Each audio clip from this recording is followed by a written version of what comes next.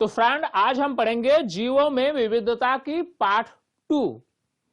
Friend, जो viewer हमारे part 1 video को नहीं देखे हैं उनको किसी भी प्रकार की कोई दिक्कत ना हो टॉपिक को समझने के लिए, इसीलिए इस चैप्टर की सीधे टॉपिक पर आने से पहले हम कुछ डिस्कशन करेंगे, ताकि हर नए व्यूअर जो हमारी पार्ट 1 वाली वीडियो को नहीं देखे हैं उनको टॉपिक समझने में किसी प्रकार की कोई दिक्कत ना हो।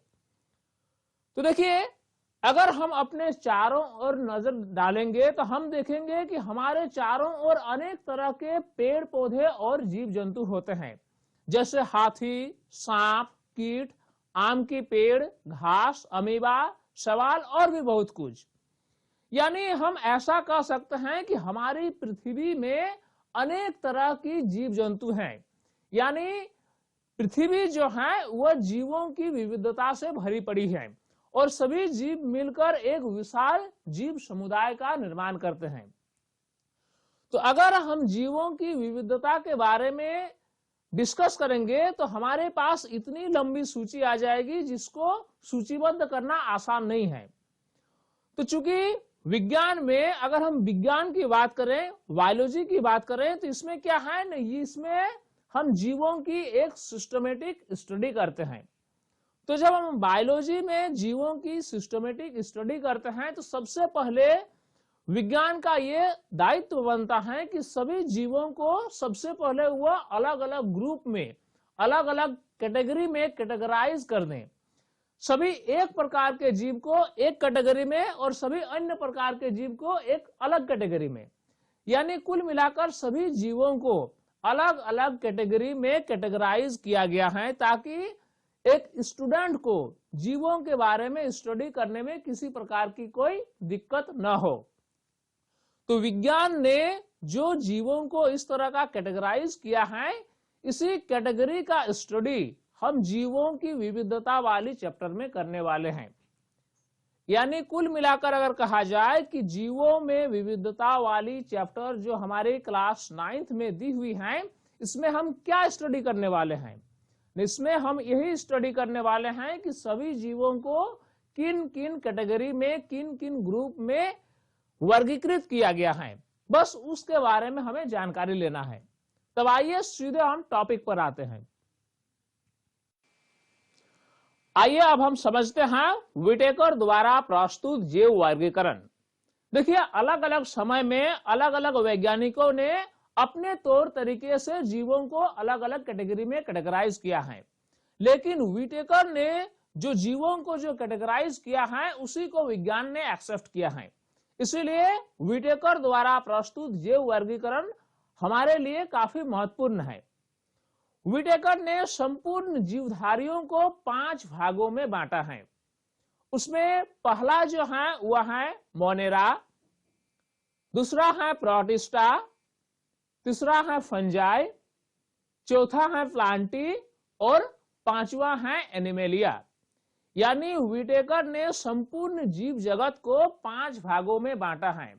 उन्होंने कहा कि कुछ जीव जंतु मोनेरा में आते हैं, कुछ जीव जंतु प्रोटिस्टा में, जबकि कुछ अन्य जीव जंतु फंजाई में, कुछ प्लांटी में और कुछ एनिमेलिया में।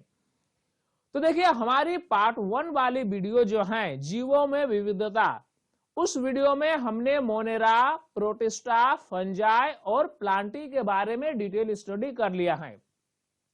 सिर्फ उस वीडियो में हमने स्टडी नहीं किया, वह था एनिमेलिया। तो ये जो पार्ट 2 वाली वीडियो है, इसमें हम सिर्फ और सिर्फ एनिमेलिया के बारे में स्टडी करेंगे। तो आइए अब हम एनिमेलिया के बारे में जानकारी लेते हैं।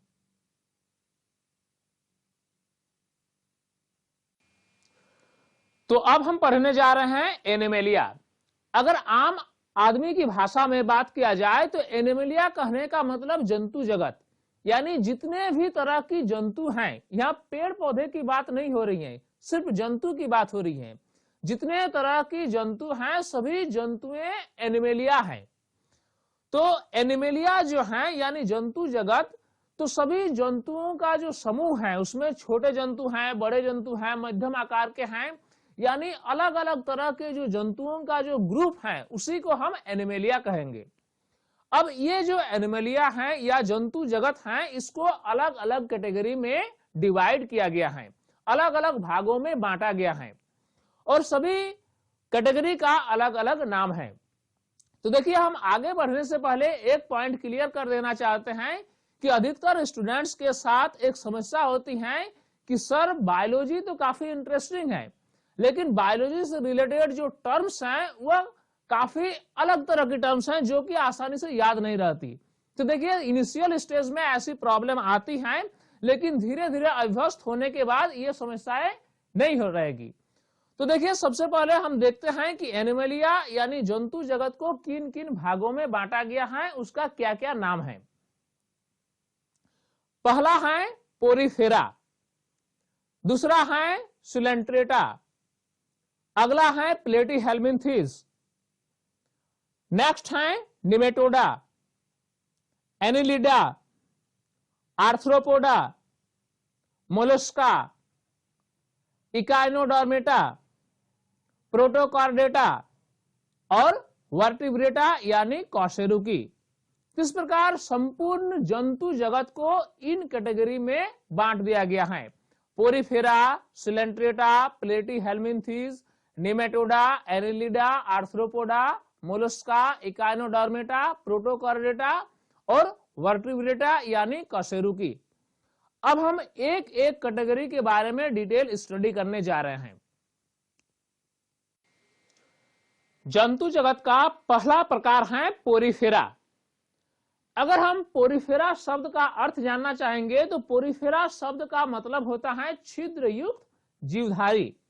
कहने का मतलब यह हुआ कि पोरीफेरा के अंतर्गत वैसे जंतु आते हैं जिसका शरीर छिद्र युक्त होती है यानी छिद्र होती हैं। ऐसे जीवों के शरीर में अनेक छिद्र पाए जाते हैं जिसके माध्यम से जल, ऑक्सीजन और भोजन शरीर में प्रवेश करता है। ऐसे जीव अचल होते हैं जो किसी आधार से चिपके रहते हैं। पोरीफेरा की सबसे बड़ी खासियत यह होती है कि ऐसे जीव किसी आधार पर चिपके हुए रहते हैं, वे एक स्थान से दूसरे स्थान गति नहीं करते, बल्कि वह जहां चिपके हुए हैं वहीं पर चिपके हुए रहते हैं, बल्कि भोजन जो है उनके पास अपने आप चले आते हैं। तो ऐसे जीवों को पोरीफेरा कहा जाता है। पोरीफेरा से रिलेटेड जो अगला महत्वपूर्ण पॉइंट है वह यह है कि इनका शरीर कठोर आवरण से ढका होता है और शारीरिक संरचना अत्यंत सरल होती है। देखिए, पोरीफेरा जंतु जो होती हैं इसका शरीर कठोर आवरण से ढका होता है और इसकी जो शारीरिक संरचना होती है वह जटिल नहीं होती है, वह काफी सरल होती है। शरीर में उत्तकों का विभेदन नहीं होता है। कहने का मतलब यह हुआ कि इनके शरीर में उत्तक नहीं पाया जाता है। हम कल्पना करते हैं मानव शरीर की। मानव शरीर में क्या होता है कि बहुत सारे कोशिकाएं मिलकर उत्तक बनाती हैं, बहुत सारे उत्तक मिलकर अंग बनाती हैं और बहुत सारे अंग मिलकर अंगतंत्र और फिर बहुत सारे अंगतंत्र मिलकर मनुष्य का पूरा शरीर बनता है। यानी कहने का मतलब यह हुआ कि मनुष्य के शरीर में अंगतंत्र, अंग, उत्तक, कोशिकाएं सब कुछ मौजूद होती हैं। लेकिन पोरीफेरा में क्या होता है कि उसमें अंग, अंगतंत्र तो होता ही नहीं है, उत्तक भी नहीं होता है। यानी कहने का मतलब यह हुआ कि पोरीफेरा जंतु जो है वह सिर्फ कोशिकाओं का समूह होता है, बल्कि कोशिकाएं मिलकर उत्तक नहीं बनाती है। ऐसे जीवों को स्पंज के नाम से जाना जाता है जो समुद्री आवास में पाए जाते हैं। पोरीफेरा जंतु जो हैं ये समुद्री वातावरण में ही पाई जाती हैं, यानी ये मीठे जल में नहीं पाई जाती हैं और ऐसे जीवों को स्पंज के नाम से जाना जाता है। अगर हम उदाहरण की बात करें कि कौन कौन सा जंतु पोरीफेरा के अंतर्गत आता है, तो इसका सबसे अच्छा उदाहरण है साइकन, यूप्लेक्टेला, स्पॉन्जिला इत्यादि। जंतु जगत का अगला प्रकार है सिलेंट्रेटा। सिलेंट्रेटा जलीय जंतु होते हैं जिसका शरीर उत्तकीय स्तर का होता है। देखिए, सिलेंट्रेटा जो है ये जलीय जंतु होते हैं जिसका शरीर उत्तक लेवल तक का रहता है। यानी कहने का मतलब यह होता है कि जैसे हमारे शरीर में कोशिकाएं उत्तक बनाती हैं, उत्तक मिलकर अंग और फिर अंग मिलकर अंगतंत्र बनाती हैं, लेकिन सिलेंट्रेटा जंतु में कोशिकाएं मिलकर उत्तक बनाती हैं, यहां तक ठीक है, लेकिन उत्तक मिलकर अंग या अंगतंत्र नहीं बनाती हैं। यानी इसके शरीर में उत्तक लेवल तक का स्ट्रक्चर आपको मिलेंगे। इस प्रकार के जंतु को हम सिलेंट्रेटा कहते हैं। जीव के शरीर में एक देवगुहा पाई जाती है। अगर इसकी बॉडी को आप देखें तो इसके बॉडी के बीचों बीच एक कैविटी होती है, एक गड्ढा होती है, जिसे देवगुहा कहा जाता है। अगर हम उदाहरण की बात करें तो सिलेंट्रेटा प्रकार का जो जंतु है, इसमें सबसे अच्छा उदाहरण है हाइड्रा। नेक्स्ट उदाहरण है समुद्री एनिमन और जेलीफिश इत्यादि। जंतु जगत का अगला प्रकार है प्लेटीहेल्मिन्थीज। ऐसे जीव का शरीर द्विपार्श्व सममित यानी बायलेटरली सिमेट्रिकल होता है, अर्थात शरीर के दाएं और बाएं भाग की संरचना समान होती है। देखिए यहां पर जो वर्ड दिया हुआ है बायलेटरली सिमेट्रिकल, यानी हिंदी में इससे कहते हैं द्विपार्श्व सममित। इसका क्या मतलब है? देखिए हम एग्जांपल ले लेते हैं मनुष्य का।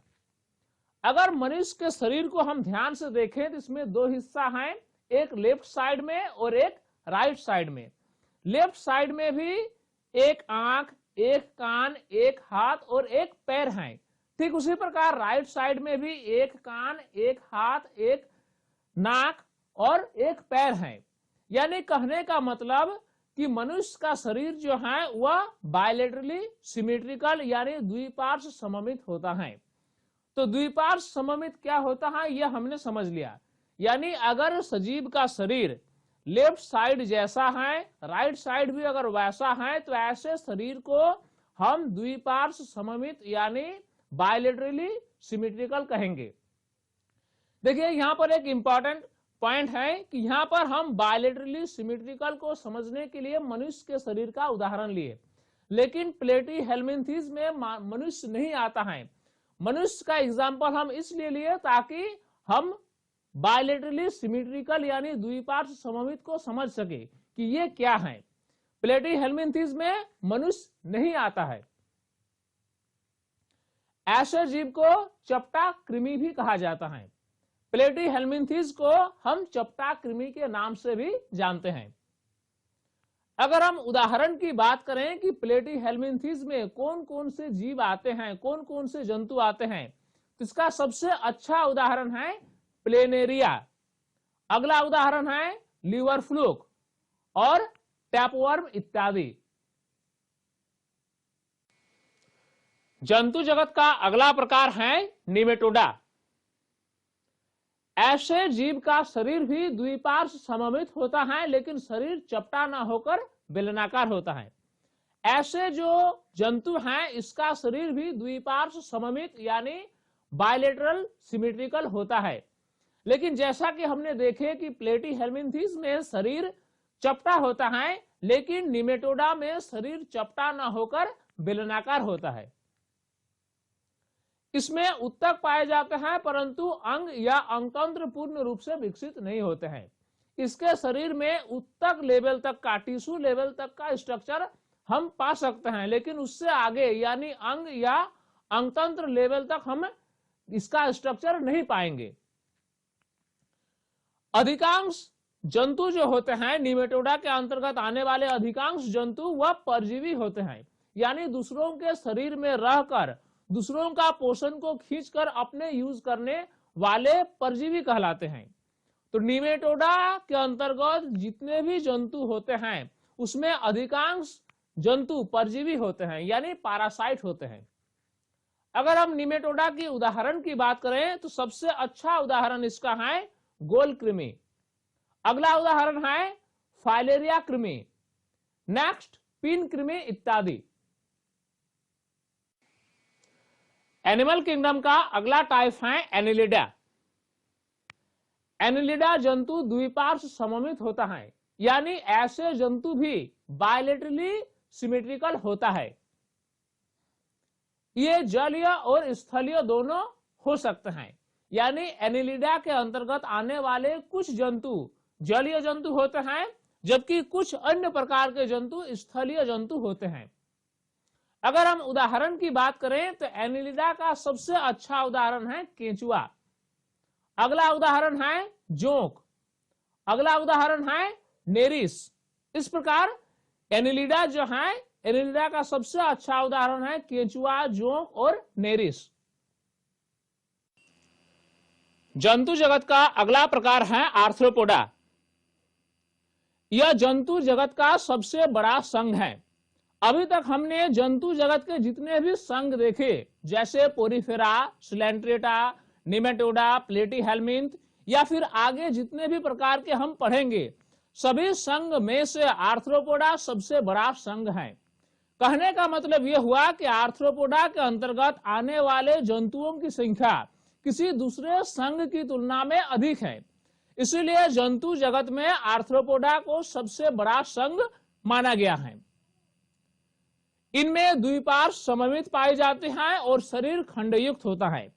आर्थ्रोपोडा की जो शरीर होती है ये बायलेटरली सिमेट्रिकल तो होता ही है, साथ ही इसका बॉडी पार्ट्स जॉइंटेड होता है। अगर इसकी कोई भी पैर या भुजा को हम देखें तो वह हमें जॉइंटेड फॉर्म में दिखाई देगी।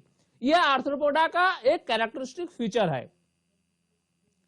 अगला जो इंपॉर्टेंट पॉइंट है आर्थ्रोपोडा से रिलेटेड वह यह है कि इसमें खुला परिसंचरण तंत्र पाया जाता है। अब इसका क्या मतलब है खुला परिसंचरण तंत्र? देखिए, अगर हम मानव शरीर की कल्पना करें तो मानव शरीर में ब्लड फ्लो होता है वेन्स और आर्टरीज के अंदर, यानी मानव शरीर में जो ब्लड है वह क्लोज्ड रहता है। वह ब्लड जो है वह वेन्स या फिर आर्टरीज के बाहर नहीं बहता है, बल्कि वह किसी नली के अंदर बहता है। लेकिन आर्थ्रोपोडा में क्या होता है कि ये जो ब्लड है ये किसी वेसल्स के अंदर नहीं बहती है, इसीलिए इसको कहा जाता है कि आर्थ्रोपोडा में जो है वह खुला परिसंचरण तंत्र पाया जाता है। अर्थात हम कह सकते हैं कि इसमें रक्त वाहिकाओं में रक्त नहीं बहता, बल्कि देहगुहा रक्त से भरी होती है।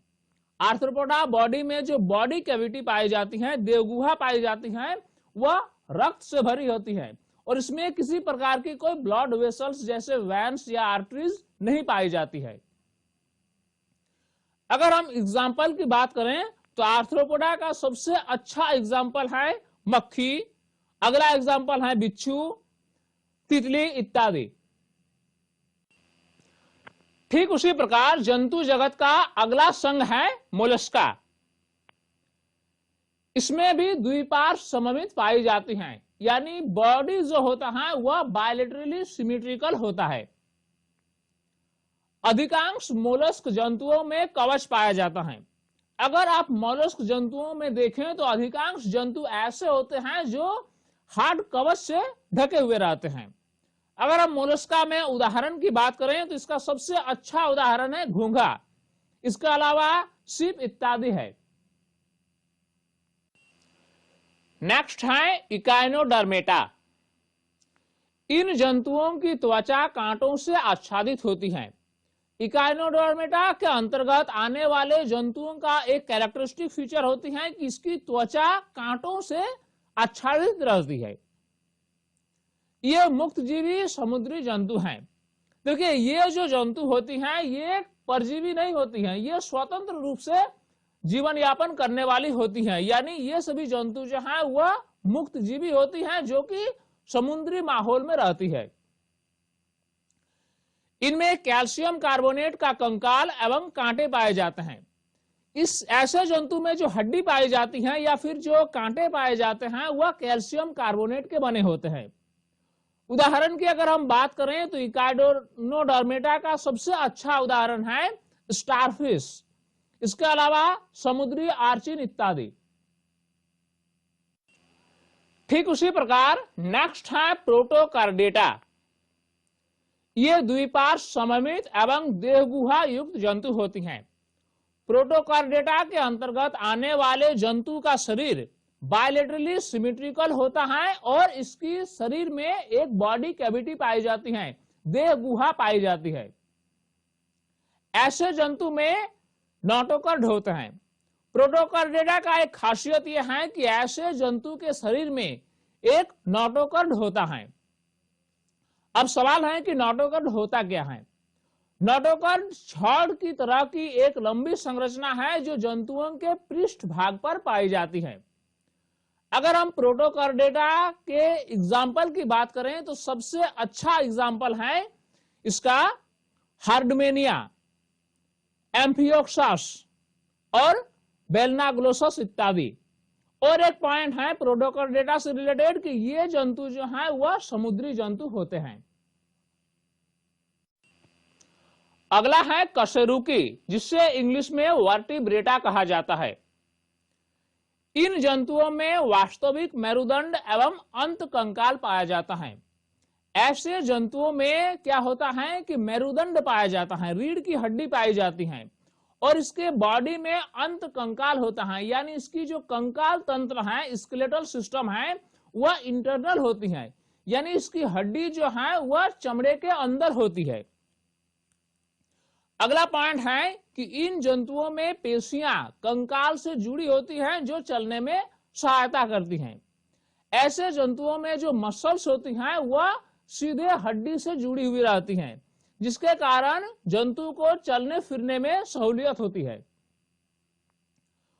वर्टिब्रेटा को 5 वर्गों में विभाजित किया गया है। अब हम देखेंगे कि कशेरुकी यानी वर्टिब्रेटा को किन किन 5 भागों में विभाजित किया गया है। सिस्टमेटिक स्टडी के लिए कशेरुकी यानी वर्टिब्रेटा को 5 भागों में बांटा गया है। अब आइए देखते हैं कि वर्टिब्रेटा को किन किन 5 भागों में बांटा गया है।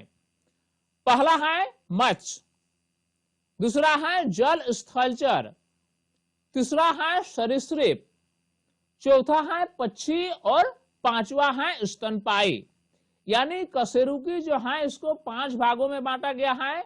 मत्स्य, जल स्थलचर, सरीसृप, पक्षी और स्तनपायी। वर्टिब्रेटा का पहला प्रकार है मत्स्य, जिससे फिशेस कहा जाता है इंग्लिश में।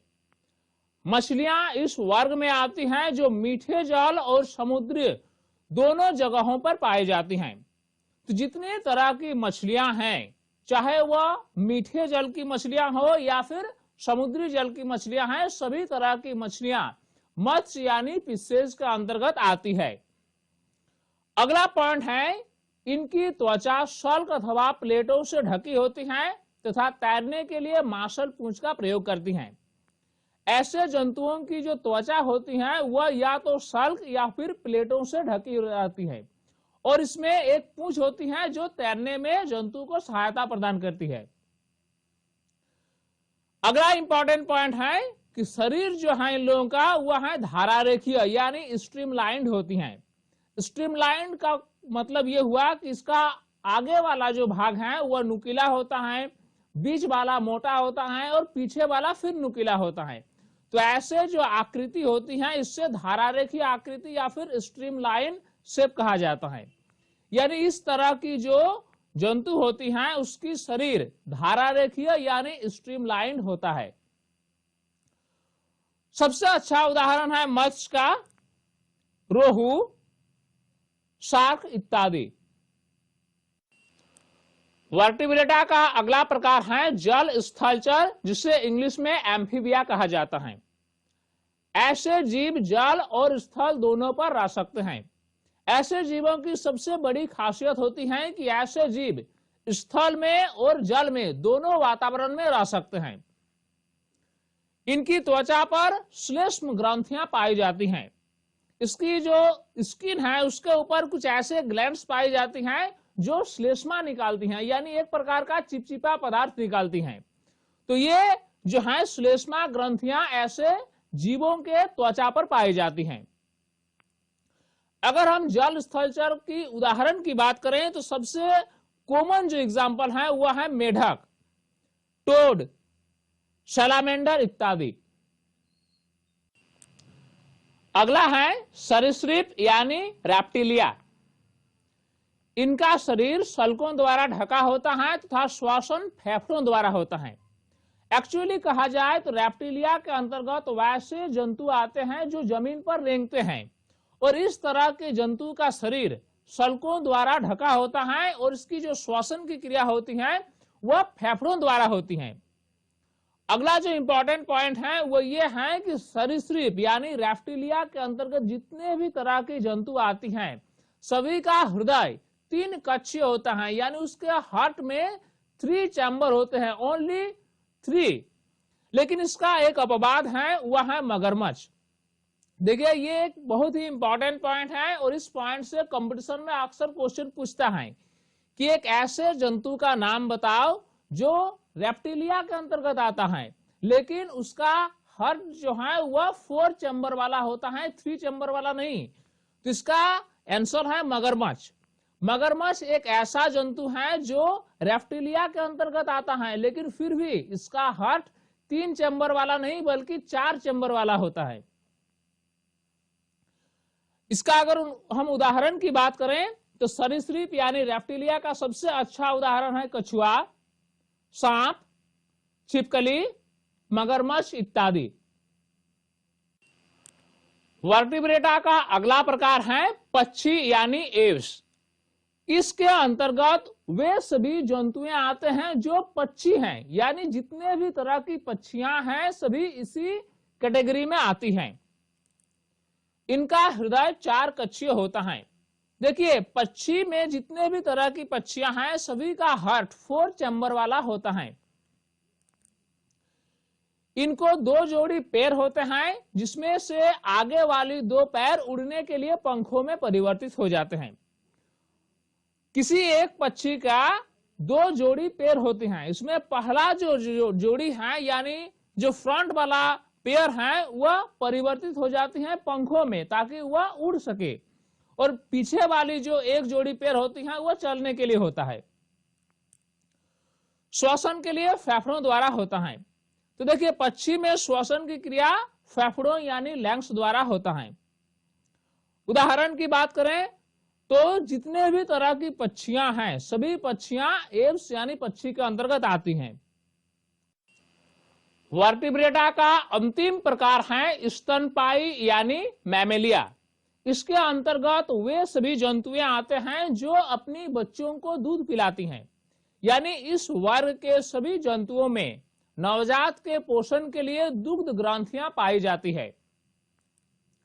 इनका हृदय 4 कक्षीय वाला होता है। स्तनपायी के अंतर्गत जितने भी तरह की जंतु आती हैं सभी जंतुओं का हार्ट 4 चैम्बर वाला होता है। अगर हम उदाहरण की बात करें तो स्तनपायी का सबसे अच्छा उदाहरण है मनुष्य, चूहा, चमगादड़ इत्यादि। स्तनपायी का सबसे बड़ी जो खासियत है वह यह है कि यह सबसे उन्नत प्रकार का जंतु है, यानी सभी जंतुओं की तुलना में स्तनपायी एडवांस हैं। तो इस प्रकार हमने जंतु जगत के वर्गीकरण को बेहतर ढंग से समझ लिया। अब हमारा अगला टॉपिक है नाम पद्धति यानी नॉमेनक्लेचर। इस टॉपिक के अंतर्गत हम क्या पढ़ेंगे कि किसी भी जीव जंतु या पेड़ पौधे का वैज्ञानिक तरीके से नामकरण कैसे किया जाता है। बाइनोमियल नॉमेनक्लेचर को अच्छी तरह से समझने से पहले हम कुछ खास ऑर्गेनिज्म्स की साइंटिफिक नाम पर एक नजर डाल लेते हैं। जैसे मैंगो का साइंटिफिक नाम यानी बॉटनिकल नाम जो है वह है मैंजिफेरा इंडिका। इसी प्रकार ह्यूमन यानी मानव का साइंटिफिक नाम होमो सैपियंस है। कैट का यानी बिल्ली का फेलिस डोमेस्टिका, और राइस यानी चावल या धान उसका साइंटिफिक नाम है ओराइजा सटिवा। इस प्रकार साइंटिफिक नाम को जो हमने देखा इसमें देखा कि हर ऑर्गेनिज्म का चाहे वो प्लांट हो या एनिमल हो उसका जो साइंटिफिक नाम है ये 2 डिफरेंट वर्ड से बना हुआ है। जैसे मैंगो का है मैंजिफेरा इंडिका, इसमें 2 वर्ड्स हैं, पहला है मैंजिफेरा और दूसरा है इंडिका। इस प्रकार जो भी ऑर्गेनिज्म का साइंटिफिक नाम लिखा जाता है उसमें 2 वर्ड्स होते हैं, और इस प्रकार का जो सिस्टम है कि साइंटिफिक नाम को 2 वर्ड्स मिला के लिखना है, तो इसी सिस्टम को हम बाइनोमियल नोमेनक्लेचर कहते हैं। अब बाइनोमियल नोमेनक्लेचर के कुछ रूल्स हैं, कुछ तरीका है, उस तरीका को हमें जान लेना होगा। क्या क्या है इसकी रूल्स बाइनोमियल नोमेनक्लेचर का, आइए देखते हैं। Rules of nomenclature. कोई भी ऑर्गेनिज्म का जो साइंटिफिक नोमेनक्लेचर किया जाता है उसकी कुछ रूल्स होते हैं और ये रूल्स हमें फॉलो करना होता है। अब क्या क्या है बाइनोमियल नोमेनक्लेचर का रूल्स, वन बाय वन हम देखते हैं। पहला है कि names are in Latin and written in italics as in Mangifera indica. जैसा कि आप देख सकते हैं यहाँ एक साइंटिफिक नाम दिया हुआ है मैंजिफेरा इंडिका, जो कि आम का वैज्ञानिक नाम है। तो कोई भी ऑर्गेनिज्म का जो साइंटिफिक नाम लिखा जाता है उसमें जो वर्ड्स लिया जाता है वह सारे वर्ड्स लैटिन भाषा से लिया जाता है। मैंजिफेरा लैटिन भाषा से लिया गया एक शब्द है, उसी प्रकार इंडिका जो है ये भी लैटिन भाषा से लिया गया एक शब्द है। दूसरी बात यह है कि कोई भी ऑर्गेनिज्म का साइंटिफिक नाम को जब हम लिखते हैं तो उसको इटैलिक्स में लिखा जाता है, यानी उसकी जो अल्फाबेट्स हैं उसको तिरछा करके लिखा जाता है, पर इसको जो है सीधा नहीं लिखा जाता है। जैसा आप देख सकते हैं इसमें लिखा हुआ है मैंजिफेरा इंडिका, जो कि तिरछा लिखा हुआ है। इसलिए कोई भी ऑर्गेनिज्म का जो हम नाम लिखेंगे वह इटैलिक्स में यानी तिरछे ढंग से लिखेंगे। यह है पहला नियम। दूसरा नियम है कि ये जो कोई भी ऑर्गेनिज्म का जो नामकरण किया जाता है इसमें दो शब्द रहता है और इसमें पहला शब्द जो है the first word represents genus while the second component denotes the species. यानी पहला जो शब्द है वह उस ऑर्गेनिज्म की जीनस को बताता है और दूसरा शब्द उस ऑर्गेनिज्म की स्पीसीज को बताता है। तो जैसा हम देखें कि मैंजिफेरा इंडिका, तो मैंजिफेरा जो है ये आम की जीनस को बताता है, यानी आम जो है आम मैंजिफेरा जीनस के अंतर्गत आता है। और इसका दूसरा जो शब्द है वह है इंडिका, जो कि स्पीसीज को बताता है, यानी इंडिका जो है ये आम की एक स्पीसीज है। इसी प्रकार अगला रूल समझानेंगे नोमेनक्लेचर का। बाइनोमियल नोमेनक्लेचर का अगला रूल हम देख लेते हैं।